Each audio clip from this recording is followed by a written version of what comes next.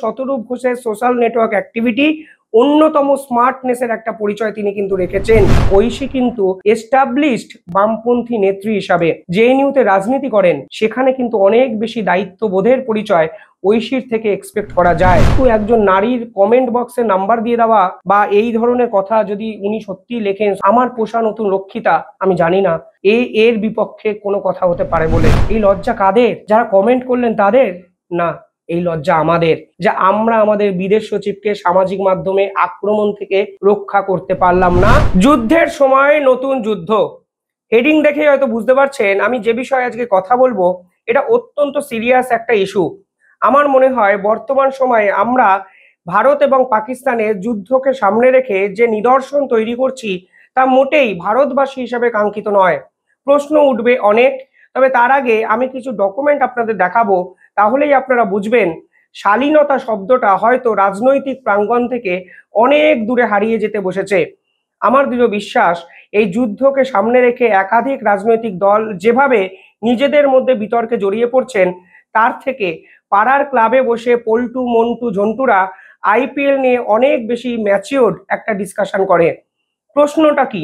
প্রশ্নটা হলো পাকিস্তান থেকে একদল সন্ত্রাসবাদী, ইসলামী সন্ত্রাসবাদী ভারতবর্ষে এসছে এবং তারা ধর্ম জেনে জেনে নিরীহ কিছু মানুষকে হত্যা করেছে। এর পিছনে রাজনৈতিক অনেক প্রশ্ন উঠতে পারে, সিকিউরিটি কোলাপসের প্রশ্ন উঠতে পারে, ইন্টেলিজেন্স ফেলিয়ারের কথা উঠতে পারে। এই প্রশ্নগুলো তোলার একটা নির্দিষ্ট জায়গাও কিন্তু সমস্ত রাজনৈতিক দল পেয়েছে এবং বামেদের পক্ষ থেকে সর্বদলীয় মিটিংয়ে এই প্রশ্ন তোলা হয়েছে। এই নিয়ে ডিসকাশন এই তো সবে শুরু হলো, শেষ হতে কবে কতদিন লাগবে তা আমরা কেউই জানি না। আমার দৃঢ় বিশ্বাস সাংসদরা সংসদ কক্ষে এ নিয়ে আলোচনা করবেন এবং আপনারা হয়তো অনেকেই জানেন রাহুল গান্ধী সরাসরি প্রধানমন্ত্রী নরেন্দ্র মোদীকে একটি চিঠি লিখেছেন, যার প্রধান দাবিটি হলো পার্টিকুলারলি এই পেহেলগাম হত্যালীলা নিয়ে একটি নির্দিষ্ট অধিবেশন যেন অ্যারেঞ্জ করা হয় ভারত সরকারের পক্ষ থেকে। অর্থাৎ প্রশ্ন তোলার জায়গাটা কিন্তু আছে। আর গণতান্ত্রিক দেশে, বৃহত্তম গণতান্ত্রিক দেশে বিরোধী দলের কাজই হলো প্রশ্ন করা। সে বিষয়ে আপনাদের কোনো বিরূপ মন্তব্য থাকতে পারে না। কিন্তু আজকে এই ভিডিওটা বানাচ্ছি আমি কেন? আমি দেখতে পাচ্ছি কিছুদিন ধরে সোশ্যাল নেটওয়ার্ক অ্যাক্টিভিটি যেভাবে হচ্ছে তা শুধুমাত্র প্রশ্ন তোলাতেই সীমিত নেই।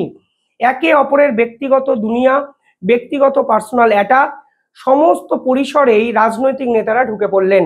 তারও নির্দিষ্ট কারণ আছে, কিন্তু সব থেকে বড় প্রশ্ন হলো এই রাজনীতির চর্চা করতে গিয়ে ব্যক্তিগত কুটকাচালিতে ঢুকে পড়া বর্তমান রাজনৈতিক প্রাঙ্গণের কি সব অন্যতম বড় নিদর্শন। প্রশ্ন কিন্তু উঠবেই।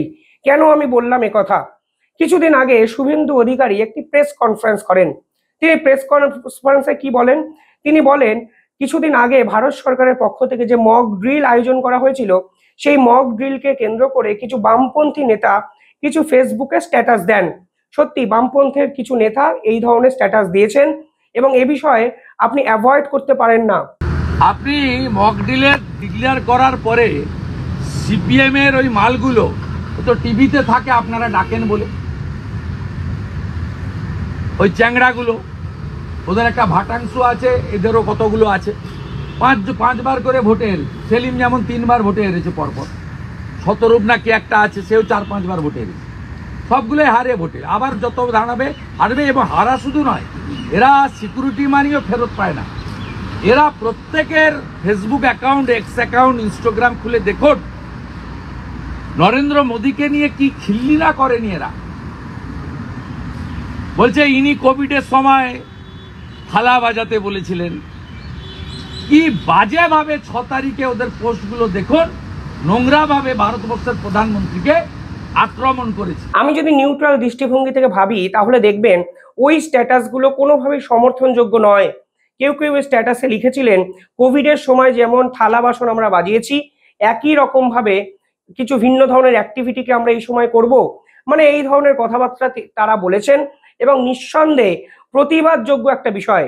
শুভেন্দু অধিকারী বিধানসভার গেটে দাঁড়িয়ে যথাযথ পিন পয়েন্ট করে এই কথা আমাদের সামনে বলেন, কিন্তু উল্লেখযোগ্য বিষয় হলো তিনিও কথা বলার সময় ব্যক্তিগত আক্রমণের আশ্রয় নিলেন এবং তিনি শতরূপ ঘোষকে টার্গেট করলেন। শতরূপ ঘোষকে তিনি কি বললেন? তিনি বললেন কসবার 3 বার প্রার্থী হয়েছেন, হেরে গেছেন, এই ধরনের কিছু কথাবার্তাগুলো বললেন। এখানে প্রশ্ন প্রথম, যে সত্যি কি শতরূপকে টার্গেট করা খুব প্রয়োজনীয় একটা মানে মনোভাব ছিল? কারণ অনেক বামপন্থী নেতারাই কিন্তু সে সময় এই ধরনের স্ট্যাটাস দিয়েছেন, শতরূপ ঘোষই এই ধরনের স্ট্যাটাস দেননি। আপনার এই ডাল থেকে ওই ডাল লাফানোর অভ্যেস রয়েছে, আমাদের ওই অভ্যেস নেই। ভারতে জন্মেছি, ভারতে মরবো, ভারতের মাটিতে দাঁড়িয়ে রাজনীতি করি। যাদেরকে দেখে ছোটবেলা যাদের কথা শুনে রাজনীতি করবো বলে ঠিক করেছিলাম, কমিউনিস্ট পার্টি করবো বলে ঠিক করেছিলাম, তারা ভারতের জন্য স্বাধীনতা আন্দোলন করেছিলেন, জেল খেটেছিলেন। ভগৎ সিংয়ের জীবনী পড়ে ভেবেছিলাম কমিউনিস্ট হবো। মুজাফফর আহমেদের কথা পড়ে শিখে ঠিক করেছিলাম ভারতের মাটিতে ভারতের কমিউনিস্ট পার্টি মার্ক্সবাদী করবো। আপনি কে হরিদাস মশাই? আপনি প্রশ্ন করতে এসছেন কেন প্রধানমন্ত্রীর সমালোচনা করেছি? বেশ করেছি, প্রধানমন্ত্রী সমালোচনা করেছি। দেখুন শুভেন্দুবাবু, প্রধানমন্ত্রী নরেন্দ্র মোদী আপনার বাপ হতে পারেন। আপনি এখন ঠিক করেছেন, কদিন আগে বললেন যে আমরা মোদির বাচ্চা, তো আপনি মোদির বাচ্চা হতে পারেন, আমি তো মোদির বাচ্চা নই। মাথায় রাখবেন, আমি যতগুলো সোশ্যাল নেটওয়ার্ক অ্যাক্টিভিটি দেখছি তাদের মধ্যে আমার ব্যক্তিগত অভিমত একমাত্র শতরূপই এই পুরো বিষয়টা অত্যন্ত স্মার্টলি ম্যানেজ করেছেন। এবং বামেদের যত নেতারা এই সকল ভুলভাল যুদ্ধজিগির শান্তি মিছিল ভুলভাল কথাবার্তা বলে ভাইরাল হয়েছেন, তার মধ্যে শতরূপ ঘোষের সোশ্যাল নেটওয়ার্ক অ্যাক্টিভিটি অন্যতম স্মার্টনেসের একটা পরিচয় তিনি কিন্তু রেখেছেন। প্রথম দিন থেকে আমি দেখেছি শতরূপ যে কথাগুলো সোশ্যাল নেটওয়ার্কে অন্তত এই সময় ধরে বলার চেষ্টা করেছেন, তার মধ্যে একটা ক্রিয়েটিভিটি ছিল, একটা যুক্তিযুক্ত মতবাদ ছিল। এমনকি আমি এটাও দেখলাম শতরূপ ঘোষকেই একমাত্র বোধহয় নিহত ঝন্টু আলী শেখের বাড়িতে পাঠানো হয়েছিল, মানে যিনি আমাদের শহীদ হয়েছেন এই কাশ্মীরের পর্বে। সেখানে দাঁড়িয়েও তিনি কিছু কথাবার্তা বলেন। সেই কথাবার্তাগুলো বলার মধ্যেও আমি কিন্তু সোকল্ড কোনো উগ্রতা দেখিনি। আপনারা ভাবতেই পারেন আমি শতরূপের প্রশংসা করার জন্য এই ভিডিও বানাচ্ছি। শেষ অবধি ভিডিওটা দেখবেন শতরূপেরও এক দুটো অ্যাক্টিভিটি যেমন আছে, সেগুলোও হয়তো কোথাও না কোথাও সমর্থনযোগ্য নয়। আমি একটা নিউট্রাল দৃষ্টিভঙ্গি আপনাদের সামনে রাখার চেষ্টা করছি। ডিসাইড করবেন আপনারা বলবেন কে ঠিক কে ভুল। আমি শুধু সামগ্রিক একটা আলোচনা করে আপনাদের সামনে হোল ম্যাটারটাকে প্রেজেন্ট করার চেষ্টা করছি। যাই হোক, শতরূপের সোশ্যাল নেটওয়ার্ক অ্যাক্টিভিটি নিঃসন্দেহে স্মার্ট একটা অ্যাপ্রোচ ছিল।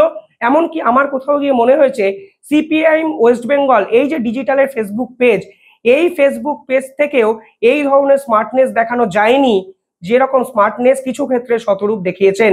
শতরূপের কি কিছু ভুল হয়নি? নিঃসন্দেহে হয়েছে। সেই ভুলগুলো কিছুটা ব্যক্তিগত স্তরে আক্রমণের জায়গায় উনিও কিছুটা নিয়ে গেছেন, নিঃসন্দেহে সেগুলো নিয়ে আমরা আলোচনা করব। কিন্তু প্রশ্নটা হলো, যুদ্ধেতে আমাদের কিন্তু সামগ্রিকভাবে দেশ ঝাঁপিয়ে পড়েছে, সেনাবাহিনী ঝাঁপিয়ে পড়েছে, সেনাবাহিনী নির্দিষ্ট স্ট্র্যাটেজি তৈরি করেছে। এখানে নরেন্দ্র মোদী, অমিত শাহ, রাজনাথ সিং, বিশ্বাস করুন এই আলোচনায় অত্যন্ত গৌণ। আপনারা ডিফেন্সিভ ল্যাবস নিয়ে এদেরকে প্রশ্ন করতে পারেন, তবে নির্দিষ্ট সময় আছে এর জন্য। যখন আমাদের বীর সেনারা সীমান্তে নিজেদের মধ্যে যুদ্ধে আবদ্ধ হয়েছেন, যখন পাকিস্তানের হানাদারি শক্তি একের পর এক মানুষকে হত্যা করার চেষ্টা করছে, ঠিক সে সময় কসবারকে ভোটে হেরেছে, কসবারকে ভোটে হারেনি, কিংবা ফেসবুকে কে এই ধরনের কথাবার্তা বলেছেন, এই প্রশ্নগুলো তোলা কিন্তু নিঃসন্দেহে আমার কাছে ঠিক মনে হয়নি। যারা ফেসবুকে কাসর ঘন্টা বাজানোর একটা স্ট্যাটাস দিয়েছিলেন, অর্থাৎ সেই বামপন্থী নেতারা, তারা যদি ভুল করেন এক্ষেত্রে কিন্তু অ্যাডমিট করতে হবে আমরা এই ভুলটাকে এড়িয়ে যেতে পারতাম, কিন্তু আমরাও কিন্তু এই যুদ্ধ খেলায় নিজেদের মধ্যে যুদ্ধে আবদ্ধ হয়ে গেছি। অর্থাৎ কোনো পক্ষই কিন্তু এখানে ম্যাচুরিটি দেখাতে পারলেন না, বুক ঠুকে কেউ বলতে পারলেন না এই সময়টা অন্তত আমরা তৃণমূল, বিজেপি, সিপিএম কিচ্ছু করব না, এখন আমরা ভারতবাসী, এখন সমস্ত কিছু মিলে আমরা নিজেদের দেশের কথা ভাবি, আমরা ইসলামী মৌলবাদের কথা বলি, আমরা পাকিস্তানের বিরোধিতা করি।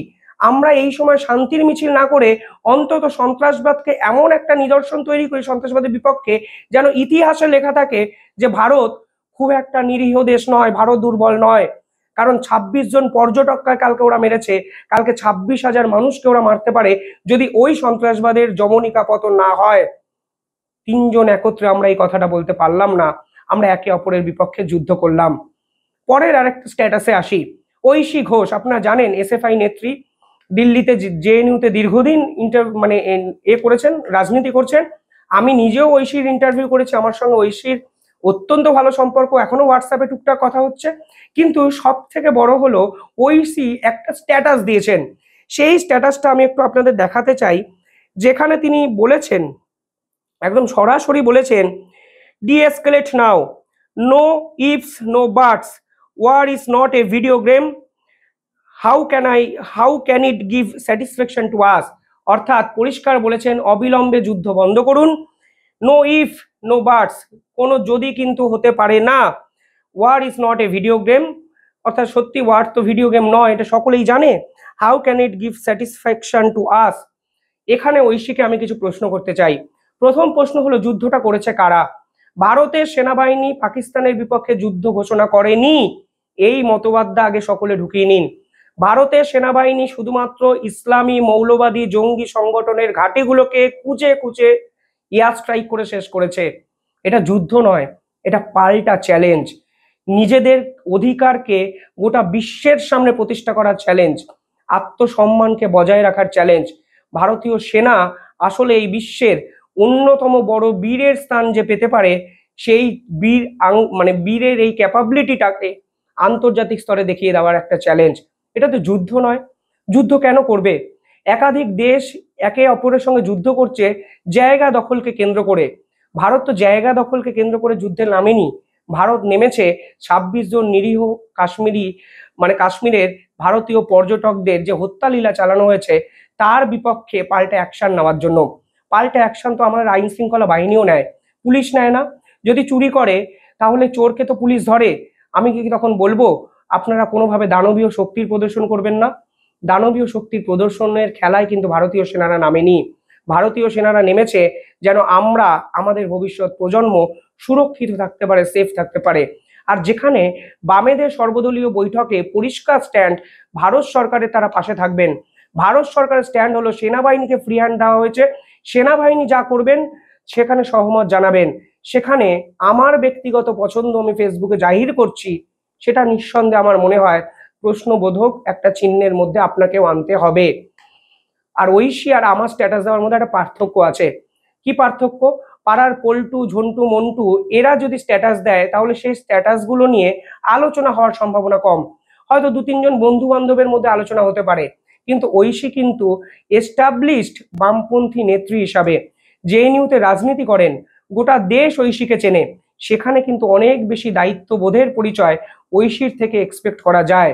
শুধুমাত্র রাজনৈতিক বিরোধিতা থাকলে কিংবা শুধুমাত্র মানবিকতার খাতিরে আমি এই ধরনের যুদ্ধ বন্ধের দাবি অন্তত সোশ্যাল নেটওয়ার্কে তুলতে পারি কি?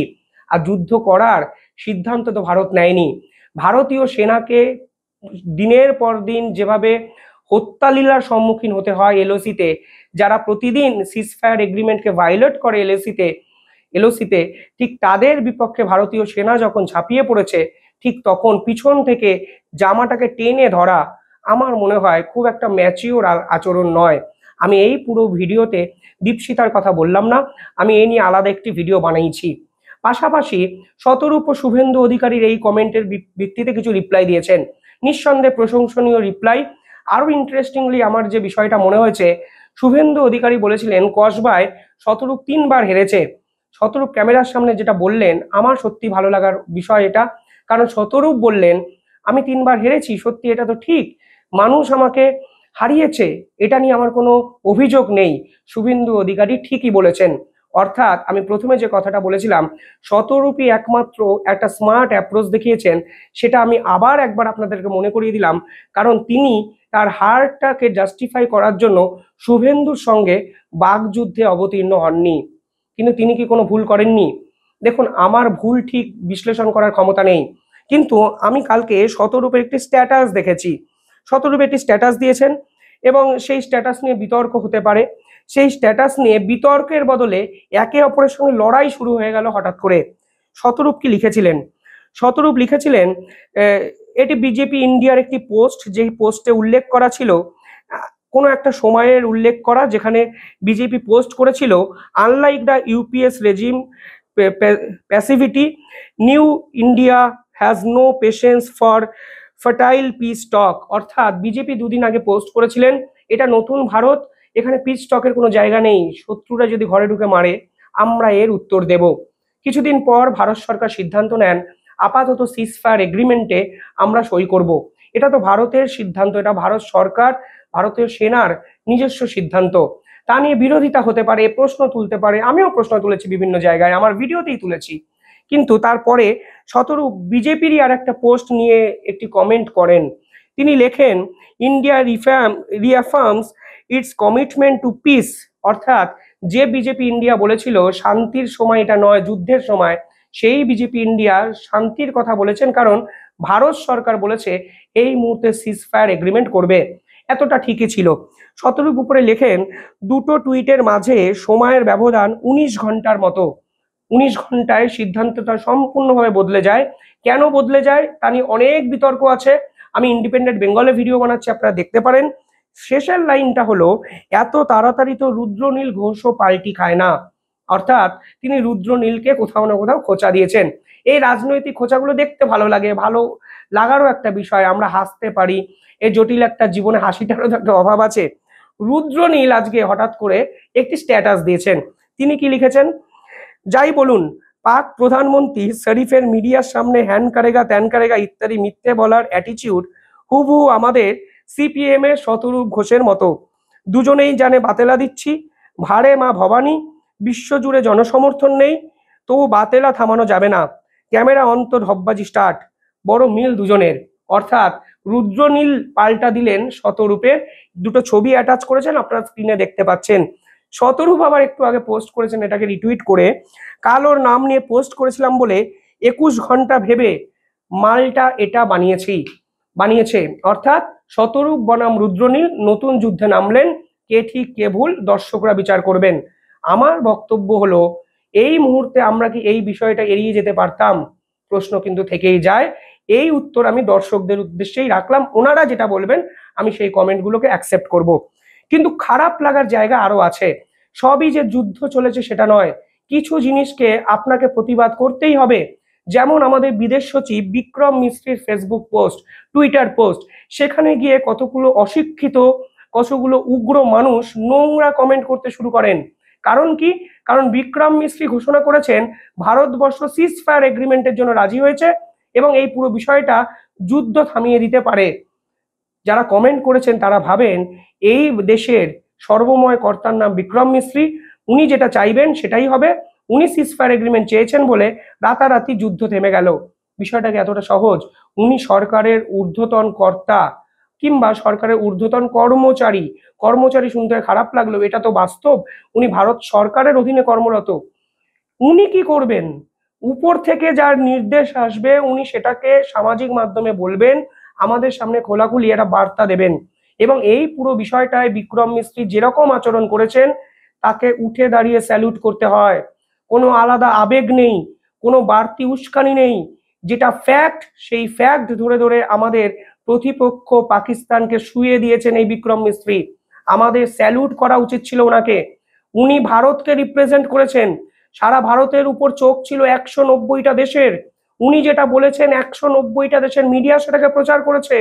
উনি ভারতের মুখ, আর আমরা ভারতবাসী হয়ে ওনার ছবিতে গিয়ে এই ধরনের নোংরা কমেন্ট করলাম, তার নিঃসন্দেহে প্রতিবাদ যোগ্য, প্রতিবাদ করতে হবে। এবং যারা এটা করেছে তারা আসলে দেশপ্রেমের নামে ভণ্ডামি করছে, এটুকু আপনাকে অ্যাকসেপ্ট করতে হবে। ওনার বাচ্চা মেয়েটা তো কোনো দোষ করেনি, ওনাকে টানা কেন? আজকে আমাদের বিদেশ সচিব Vikram Misri social network Twitter অ্যাকাউন্টকে প্রাইভেট করে দিতে বাধ্য হলেন। এই লজ্জা কাদের? যারা কমেন্ট করলেন তাদের না, এই লজ্জা আমাদের, যা আমরা আমাদের বিদেশ সচিবকে সামাজিক মাধ্যমে আক্রমণ থেকে রক্ষা করতে পারলাম না। কারণ আমরা সবেতেই রাজনীতি খুঁজি, সবেতেই এমন কিছু মানুষকে টার্গেট করি যারা কাদার মতো নরম। আসলে আমাদের পাথরকে আঘাত করার ক্ষমতাটা কমে গেছে। আমরা নরম মাটি খুঁজছি শুধুমাত্র আঁচড় দিয়ে আমাদের স্যাটিসফ্যাকশন গুলো ফুলফিল করার জন্য। এটা চলতে পারে না। সৃজন একটি টুইট করেছেন, এটাকে রিটুইট করে তিনি কি লিখেছেন? তিনি লিখেছেন, আপনাকে কি ওরা ভামপন্থী বলেছে? আপনাকে কি ওরা গাঁজাখোর বলেছে? আপনাকে কি ওরা দেশদ্রোহী বলেছে? আপনাকে কি ওরা গণপিটুনি, খুন ইত্যাদি এসব বলেছে? আমি জানি না কেন এগুলো লিখেছে সৃজনের মনে হয়েছে বামপন্থীদের আক্রমণ করা হচ্ছে, সেই সাপেক্ষে এই উগ্রতার প্রতিবাদ সৃজন করেছে। আমার মনে হয় এই উগ্রতার প্রতিবাদ করা উচিত। আরো একটা উগ্রতার নিদর্শন আমি আপনাদের দেখাই। ঐশী ঘোষের পোস্ট নিয়ে বিভিন্ন বিতর্ক সৃষ্টি হয়েছে, আমি আপনাদের বললাম। সেই ঐশীকে নিয়ে ডক্টর রাজদীপ মাইতি, আমি চিনি না ওনাকে, তিনি পোস্ট করেছেন। অনেকে বলছেন তিনি নাকি অধ্যাপক, তিনি অঙ্ক করান বা বিজ্ঞান ভিত্তিক কোনো বিষয়ের অধ্যাপক। সেই অধ্যাপক কি লিখেছেন আপনি দেখুন। তিনি লিখেছেন, আমার পোষা নতুন রক্ষিতা, দালালের নাম আর নাম্বার কমেন্ট বক্সে দেওয়া আছে। আমাদের শাসন, আমাদের আইন ব্যবস্থা সবকিছু কি ধরাছোঁয়ার ঊর্ধ্বে হয়ে গেছে এই ব্যক্তি? কেউ নাকি কি ছুতে পারবে না? আজকে ঐশী ভুল করুক ঠিক করুক, মানুষ বিচার করবে, আইন প্রশাসন বিচার করবে, কিন্তু একজন নারীর কমেন্ট বক্সে নাম্বার দিয়ে দেওয়া বা এই ধরনের কথা যদি উনি সত্যি লেখেন, সোশ্যাল নেটওয়ার্কে ভাইরাল এই ক্লিপিংস, আমার পোষা নতুন রক্ষিতা, আমি জানি না এর বিপক্ষে কোনো কথা হতে পারে বলে। নওশাদ সিদ্দিকী দেখলাম একটি টুইট করেছেন, যিনি লিখেছেন, এসএফআই নেত্রী ঐশী ঘোষ সম্পর্কে অশালীন ও অবমাননাকর মন্তব্যে তীব্র প্রতিবাদ করছি, অবিলম্বে মন্তব্যকারীর বিরুদ্ধে আইনানুগ ব্যবস্থা নেওয়ার দাবি জানাচ্ছি। অর্থাৎ নওশাদ এর প্রতিবাদ করলেন, ঐশীর এই পোস্ট বা তার বিপক্ষে এই ধরনের রিয়াকশন সব মিলিয়ে প্রতিবাদ নতুন করে রাজ্য রাজনীতিকে নতুন দিশা দেখাচ্ছে। খারাপ লাগার বিষয় হলো, সেনারা লড়ছে পাকিস্তানের সঙ্গে, পাকিস্তানের সন্ত্রাসবাদী মৌলবাদীদের শেষ করার জন্য, আর আমরা নিজেদের মধ্যে লড়াই করছি শুধুমাত্র কে ঠিক কে ভুল এটাকে জাহির করার জন্য। পুরো বিষয়গুলো আমি আপনাদের উদ্দেশ্যে রাখলাম। আপনারা কিভাবে দেখছেন পুরো বিষয়টা কমেন্টে জানাবেন। আর দয়া করে একটা অনুরোধ, ভারতীয় সেনার পাশে থাকুন, ওরা যা সিদ্ধান্ত নেবে সেটাই শেষ কথা। আমরা সম্মান করি সিদ্ধান্তটা নিয়ে। বিতর্ক বা বিতর্কিত প্রশ্ন তোলার অনেক সময় আছে, সারা জীবন ধরে আমরা বিতর্কিত প্রশ্ন তুলতে পারবো, সমালোচনা করতে পারবো। এই সময়টা একটু রাজনীতি থেকে যদি দূরে থাকি, আমার মনে হয় সেনারাও কনফিডেন্স পাবেন আমাদের এই সাপোর্টে। আপনারা কিভাবে দেখছেন সব কমেন্টে জানাবেন। ধন্যবাদ।